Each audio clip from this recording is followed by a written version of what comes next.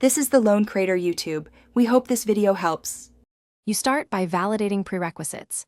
Confirm the device has GPS, network access, and sufficient battery. Next, choose platform, mobile app for real-time UI or lightweight EOT tracker for telemetry. Once decided, provision a backend endpoint and generate API keys so you can securely accept location payloads. Now implement minimal app code to request location permission and read a course GPS fix. Make sure to handle permission denial gracefully. This gets you a working pipeline from device sensors to server intake. Once you have GPS access, implement sampling logic. Choose interval, smoothing filter, and backoff to save power. In your app, sign and send JSON over HTTPS containing lat/lon, timestamp, accuracy, and device ID. Make sure to retry with exponential backoff on failures.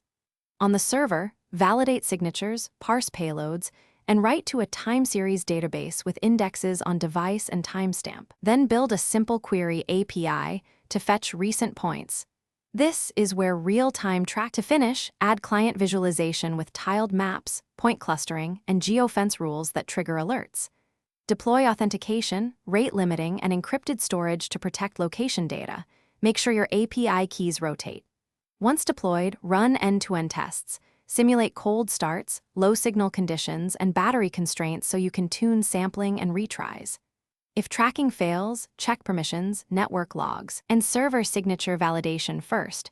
Those are the most common root causes and the quickest to fix.